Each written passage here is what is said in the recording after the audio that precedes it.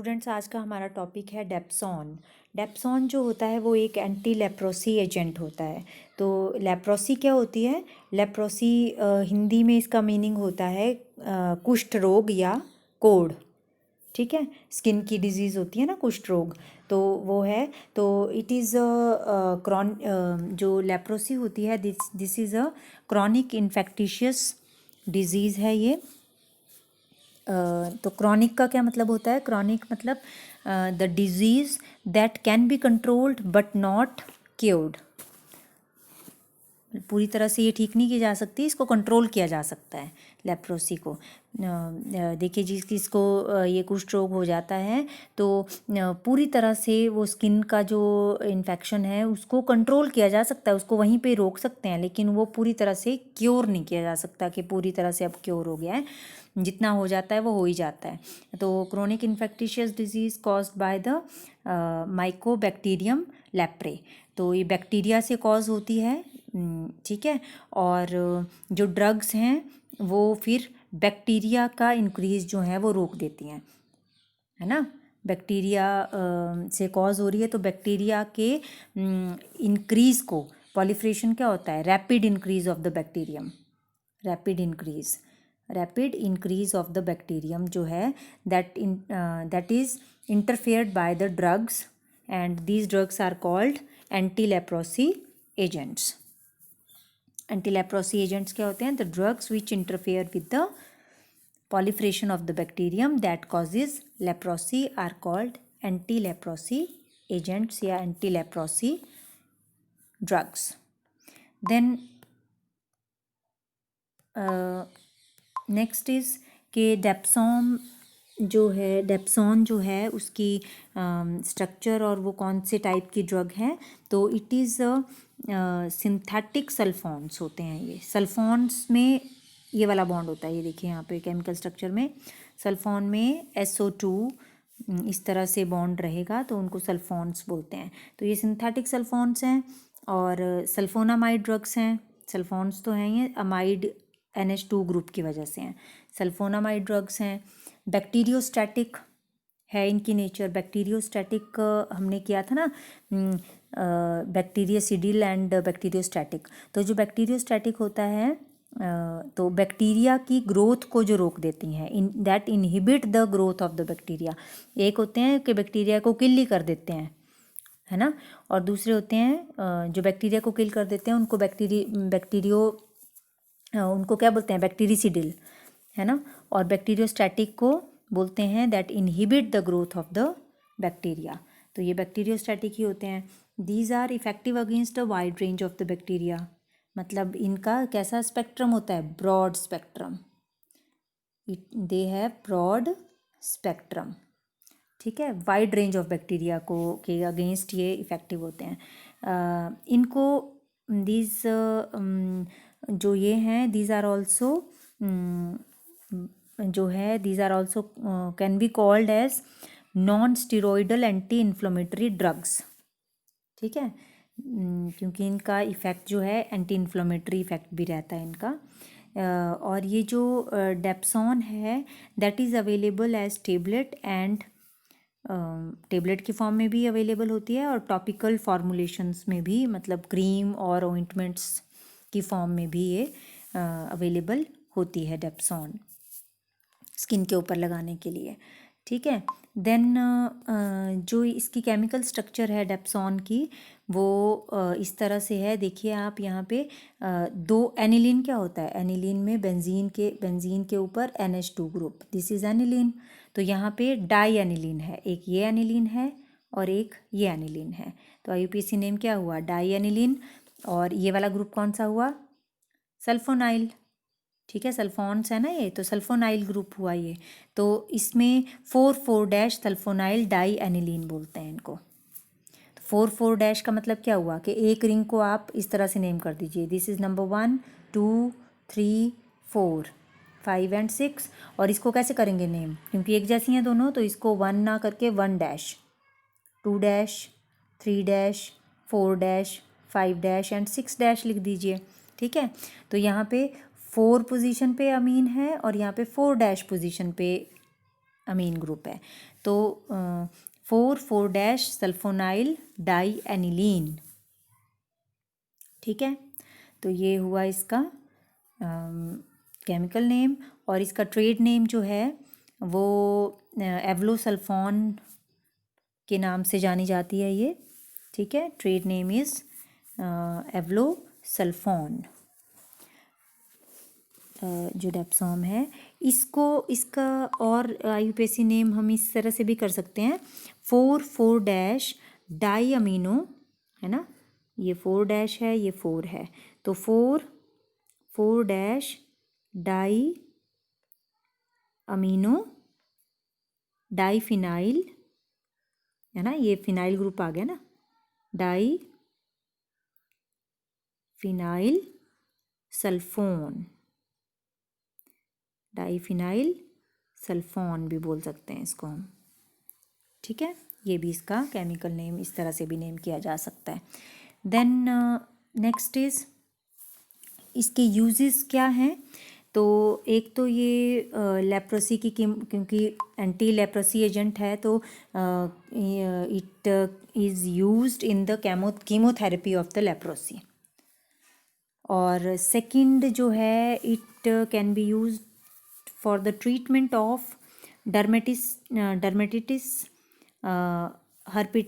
Herpetiformis and nocardiosis. तो ये वाली डिजीज़ हैं जो ये मैंने बताई आपको, ये डिजीज़ जो हैं इसमें जो डर्म जो वर्ड है वो कहाँ से आता है, स्किन की अपर लेयर से, है ना। तो यहाँ पे इचिंग हो जाती है स्किन में, इची स्किन हो जाती है और रैशेस हो जाते हैं उसमें ब्लिस्टर्स के साथ, मतलब फफोले जैसे आ जाते हैं स्किन के ऊपर। ठीक है, ब्लिस्टर्स आ जाते हैं, तो उसकी ट्रीटमेंट के लिए इसको यूज़ किया जाता है। या कार्डियोसिस में डिजीज़ में जो है ना वो उसमें जो है लंग्स, ब्रेन और स्किन जो है दैट इज़ अफेक्टेड। ठीक है, तो अगर किसी को नो कार्डियोसिस डिजीज़ हो जाती है तब भी ये वाली जो डेप्सोन है वो दवाई दी जाती है। और इसका हमने पीछे किया ना कि इसका एंटी इन्फ्लेमेटरी इफेक्ट होता है, तो एंटी इन्फ्लेमेटरी इफेक्ट होता है, तो ये it can be employed in the treatment of chronic skin disease like sweet syndrome, loxoscelism या पैम्फिगस वल्गैरिस, ये सारे जो हैं स्किन डिजीज़ हैं। This all are the skin disease. Different type के स्किन डिजीज़ हैं जिसमें कि आपके स्किन के ऊपर कई बार ब्लिस्टर्स हो जाते हैं, तो उनमें जो है पानी भर जाता है, वाइट ब्लिस्टर्स होते हैं। तो ये सारे के सारे जो हैं स्किन डिजीज़ हैं, जिसमें कि ये एंटी इन्फ्लेमेटरी मतलब इन्फ्लेमेशंस को रोकती है ये ड्रग। ठीक है, देन अगर ये कॉम्बिनेशन में दी जाए, this drug can be given in combination. तो कॉम्बिनेशन में अगर रेफेम पिन के साथ दी जाती है अगर ये, तो it can be used for the prevention of multibacillary leprosy. ठीक है, तो मल्टीबैसिलरी भी स्किन स्मीयर्स होते हैं, ये स्किन के ऊपर वही स्किन की डिजीज़ है ये भी। तो अगर ये स्वीयर हो जाए थोड़ी सी, है ना, और इसमें जो है स्किन स्मीयर्स हो जाएं, वही वाटरी जो है वो स्किन उसमें भर जाए पानी, ठीक है, फफोलों में, तो उसमें ये दी जाती है। और इसका कॉम्बिनेशन विद पायरीमिथामिन के साथ जो है वो मलेरिया की ट्रीटमेंट में भी दी जा सकती है ये। या ट्राइमिथोप्राइम हमने पढ़ा था पीछे ड्रग, उसके साथ अगर इसको दिया जाए तो ये निमोनिया की ट्रीटमेंट में भी हेल्प करती है ये ड्रग। ठीक है, तो ये तो मेडिकल साइड का जो है वो काम है। हमारा काम मेनली सिंथेसिस और स्ट्रक्चर के ऊपर एम्फेसिस रहेगा, पर यूजेस भी आपको करने आने चाहिए, साइड इफ़ेक्ट्स एंड यूजेस। ठीक है, और साइड इफ़ेक्ट्स इसके क्या हो सकते हैं कि इसमें जो है माइल्ड हीमोलिसिस हो सकता है। हीमोलिसिस क्या होता है कि रेड ब्लड सेल्स जो हैं वो रप्चर होने शुरू हो जाते हैं। लिसिस ब्रेक डाउन होता है ना, ब्रेकडाउन किसका, रेड ब्लड सेल्स का ब्रेकडाउन हो जाएगा। तो रेड ब्लड सेल्स ही नहीं रहेंगे तो फिर आपकी देखिए कितनी प्रॉब्लम्स आ सकती हैं, ऑक्सीजन कैरी करने में मुश्किल हो सकती है, एनीमिक हो सकता है ह्यूमन। ठीक है, तो ये माइल्ड हिमोलिसिस इसका साइड इफ़ेक्ट है। और क्या है इसमें, प्रूरिटिस भी हो सकता है इसमें। इसमें क्या होता है, ईची स्किन, अगेन ईचिंग हो सकती है स्किन में, है ना, खारिश वगैरह भी हो सकती है। डर्मेटिक रैशेस हो सकते हैं। अब अगेन डर्म से रिलेटेड है, मतलब स्किन के ऊपर रैशेस पड़ सकते हैं जब ये दवाई लगाएं, तो और भी ज़्यादा रैशेस हो सकते हैं। अनोरेक्सिया भी हो सकता है। अनोरेक्सिया जो है that is the loss of appetite for food, मतलब खाने का मन नहीं करता है। ठीक है, लॉस ऑफ एपेटाइट, भूख मर जाती है। ठीक है, तो इसको क्या बोलते हैं, लॉस ऑफ एपेटाइट जो डिजीज़ है उसको क्या बोलते हैं, अनोरेक्सिया। देन एब्डोमिनल पेन, ठीक है, आपके पेट में किसी के जो भी जिसको भी ये साइड इफ़ेक्ट कर रही है तो उसके पेट में दर्द हो सकती है, नोज़िया कॉज हो सकता है, वॉमिटिंग आ सकती है। ठीक है, तो these are some side effects of the drug. Then इसका जो मैकेनिज्म ऑफ एक्शन है, mechanism of action is similar to that of the sulphanilamide. हमने सल्फेनिलामाइड किए थे पीछे, तो उसकी तरह ही होता है इसका, क्योंकि ये भी सल्फेन, ये भी क्या है, आपका सल्फोन है ना ये, तो इसलिए सल्फेनिलामाइड की तरह ही होता है इसका भी मैकेनिज्म ऑफ एक्शन। तो it acts by inhibiting the synthesis of dihydrofolic acid in bacteria. Dihydrofolic acid ज़रूरी होता है बैक्टीरिया की ग्रोथ के लिए, तो उसकी सिंथेसिस को ही रोक देता है ये डेप्सॉन। तो जब उसकी सिंथेसिस ही नहीं होगी डाईहाइड्रोफोलिक एसिड की, तो बैक्टीरिया जो है उसकी ग्रोथ भी बंद हो जाएगी। ओके, एंड इसमें ये क्या करता है कि it competes with the para amino benzoic acid, PABA, para amino benzoic acid for the enzyme dihydropteroate synthetase. अब ये सिंथेटेज मतलब एंजाइम है जो कि किस में हेल्प करता है, this enzyme help in the synthesis of dihydrofolic acid की सिंथेसिस में हेल्प करता है। पर जब ये ड्रग बॉडी में चली जाती है तो इस एंजाइम के साथ जो इस एंजाइम को अगर पैरामीनो बेंजोइक एसिड चाहिए होता है तो पैरामीनो बेंजोइक एसिड की जगह क्या लग जाती है, वो ड्रग। ठीक है, ड्रग जो है दैट इज़ डेप्सॉन, पैराबेंजोइक एसिड की जगह, मतलब एंजाइम है ना ये वाला सिंथेटेज जो है, जो सिंथेसिस में हेल्प करेगा। अब इस एंजाइम में यहाँ पे लगना चाहिए था PABA, लेकिन यहाँ पे क्या लग जाती है, ड्रग लग जाती है। तो जब ड्रग लग जाएगी तो सिंथेसिस ऑफ डाईहाइड्रोफोलिक एसिड जो है वो इनहिबिट हो जाती है। ठीक है, and this is the mechanism of action for the drug. And now come to the synthesis part. तो सिंथेसिस में इसमें सिंपल सिंथेसिस है, बेंजीन से स्टार्ट करते हैं, 2 molecules of benzene in the presence of sulphuric acid and SO3।